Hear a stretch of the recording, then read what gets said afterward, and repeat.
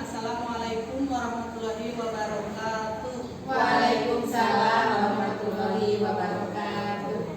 Selamat pagi Bapak Ibu guru yang terhormat, Ibu Kepala Sekolah PTD SDN 1 Situbatu, yang terhormat rekan guru PTD SDN 1 Situbatu. Mohon maaf hari ini diganggu waktunya sebentar untuk mengikuti diseminasi budaya positif yang akan saya sampaikan, merupakan salah satu modul yang ada di materi guru penggerak ya. Apa itu budaya positif? Budaya positif merupakan perwujudan dari nilai-nilai atau keyakinan universal yang diterapkan di sekolah. Budaya positif ini diawali dengan perubahan pada paradigma tentang teori kontrol. Sebenarnya budaya positif ini sudah dilakukan di sekolah, mungkin belum ada namanya saja gitu, belum diberi nama, tapi sudah kita laksanakan sebenarnya. Sebelumnya kita simak dulu relaksasi sekolah impian. Sebelumnya Ki Hajar Dewantara menyatakan bahwa kita ambil contoh perbandingannya dengan hidup tumbuh-tumbuhan. Jadi guru itu diibaratkan seperti petani. Jadi anak-anak itu memang sudah memiliki kompetensi, sudah memiliki kompetensi. Nah, guru hanya tugasnya menuntun. Seperti petani memberikan benih, memberikan pupuk, gitu, mengambil dikasih air, membasmi ulat-ulatnya, gitu, jamur-jamurnya. Sehingga tanamannya itu menjadi tanaman yang unggul, sama seperti peserta didik kita gitu ya. Semuanya itu memiliki keunikan, sudah memiliki kompetensi masing-masing. Tugas kita hanya menuntun, mengarahkan siswa-siswi kita supaya mendapatkan tujuan sesuai dengan kompetensinya masing-masing.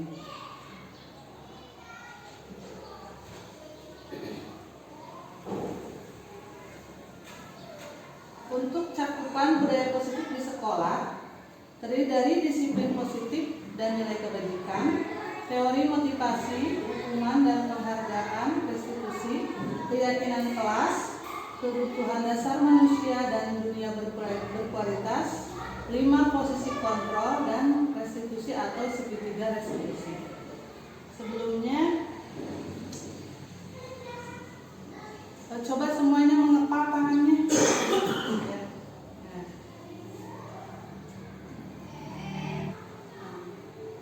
Disiplin kontrol berdasarkan psikiater dan pendidik Dr. William Glasser dalam kontrol teori yang kemudian hari berkembang dan dinamakan choose theory, meluruskan beberapa miskonsepsi tentang makna kontrol. Jadi kontrol itu ada di diri kita sendiri gitu. Walaupun orang lain memberikan iming-iming, betul, kayak dikatakan udah iming-iming, kita mau dikasih ini, tapi kalau kitanya tidak mau, tidak akan kita laksanakan gitu, tidak akan tergiur. Kemudian kita berdiskusi mengenai anak kita di rumah, anak didik kita, ikuti alurnya gitu ya. Dunianya beda dengan kita, betul kata Bunda, ada di sini ternyata gitu ya.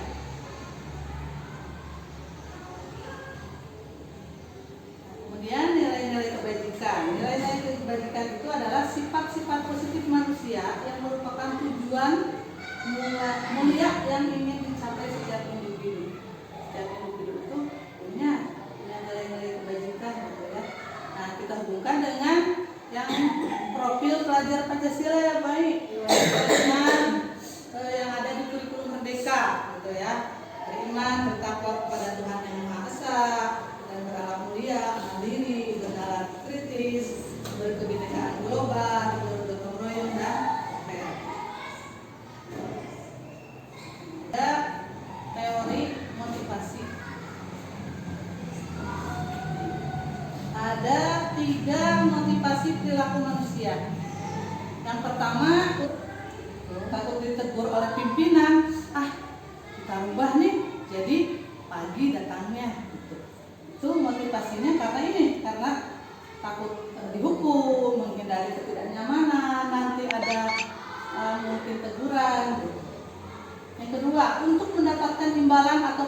masukan dari orang lain. Misalnya nih, kita mau rajin, yang kata ibu kepala, nanti guru yang rajin ke sekolahnya, disiplin atau apa, nanti ada reward di akhir.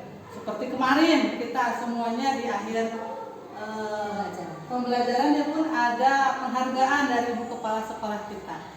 Itu kita termotivasi untuk lebih meningkatkan kinerja kita.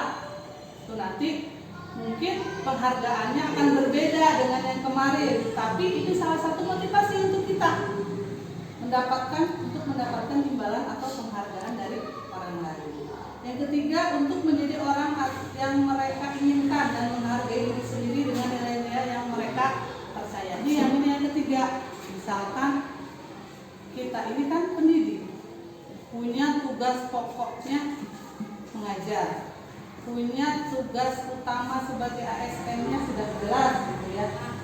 Nah, karena hal itu kita mah sudah jadi jadi kebiasaan yang melekat, betul kata Bunda. Jadi rajin bukan karena ingin imbalan, terus disiplin bukan karena ingin dapat penghargaan, tapi karena sadar kepada tugas utama kita sendiri. Ini motivasi perilaku yang ketiga. Selanjutnya, di budaya positif itu ada hukuman dan penghargaan. Penghargaan maupun hukuman adalah cara-cara mengontrol perilaku seseorang yang menghancurkan potensi untuk pembelajaran yang sesungguhnya. Menurut Cohen, secara ideal tindakan belajar itu sendiri adalah penghargaan sesungguhnya. Nah, ada perbedaan hukuman dan konsekuensi. Biasa yang kita lakukan yang mana gitu? Hukuman atau konsekuensi ataupun penghargaan. Hukuman itu bersifat tidak terencana atau tiba-tiba. Misalkan anak nih datang terlambat ketika pembiasaan sudah dilaksanakan, datang terlambat. Kemudian kita suruh anak itu misalkan nanti membersihkan sampah di depan kantor karena kamu terlambat, gitu ya. Langsung kita beri hukuman. Sementara kalau konsekuensi di awal kita sudah berikan penjelasan, tata tertib mungkin ya belum jadi kita tata tertib, itu sudah disepakati, betul yang disampaikan dulu. Jadi sudah disepakati ketika anak melanggar. Nah, itu konsekuensinya. Jadi anak sudah tahu kalau misalnya saya telat datang, konsekuensinya apa, sudah tahu. Ini konsekuensi. Jadi di awal sudah disepakati dulu. Kalau misalkan tata tertibnya ini, ketika tidak dilaksanakan konsekuensinya ini. Anak sudah tahu. Nah, kalau penghargaan, pengaruh jangka pendek dan jangka panjang. Penghargaan efektif jika kita menginginkan seorang melakukan sesuatu yang kita inginkan dalam jangka waktu pendek. Jika kita menggunakan penghargaan lagi dan lagi, maka orang tersebut akan bergantung pada penghargaan yang diberikan serta kehilangan motivasi dari dalam. Misalkan di kelas ya, kadang-kadang kita kalau untuk memotivasi anak, nanti dikasih misalnya bisa menjawab, dikasih silver queen 1 misalnya. Bisa menjawab lagi dikasih uang ini, itu nanti lama-lama anaknya tergantung, betul, ketergantungan terhadap penghargaan. Untuk selanjutnya ini restitusi, ini yang paling baru, saya juga baru tahu ini. Jadi di budaya positif itu ada restitusi. Restitusi adalah proses menciptakan kondisi bagi murid untuk memperbaiki kesalahan mereka sehingga mereka bisa kembali pada kelompok mereka dengan karakter yang lebih kuat. Nah, sebelumnya di kelas ya, kemarin Ibu Kepala juga sudah mengarahkan pada kita untuk membuat kesepakatan kelas. Di kelas kita buat kesepakatan kelas. Jadi kita untuk berpendapat apa kesepakatan sampaikan, boleh secara tertulis seperti yang kemarin saya lakukan di kelas pada sticky note, nanti ditempel, nanti kita bacakan satu-satu, kita sepakati yang mana kesepakatan kelas kita seperti kemarin sekitar apa itu untuk menghukum ya seperti itu. Kalau ada kesalahan langsung kita tidak mendengar kenapa anak itu ya dia langsung karena kamu tidak menjalankan kita tertib.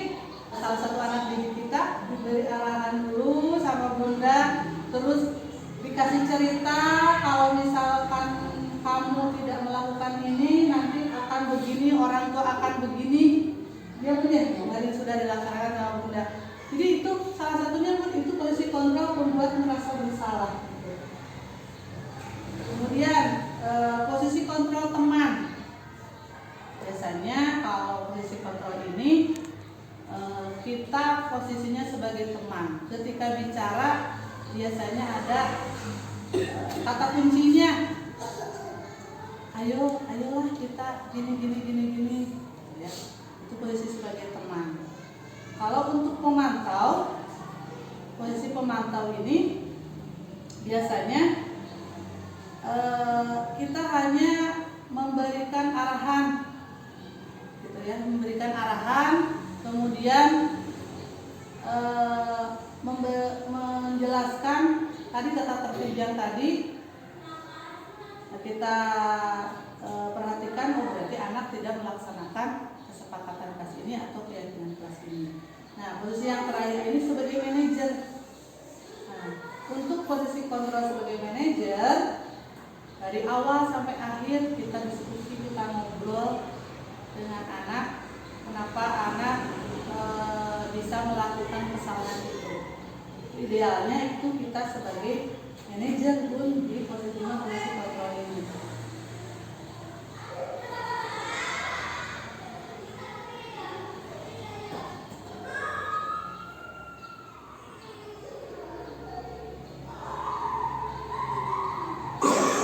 Salah satu program yang dikembangkan adalah 5 posisi kontrol. 5 posisi kontrol dalam restitusi adalah proses perjalanan seorang pendidik agar dapat mengenali dirinya.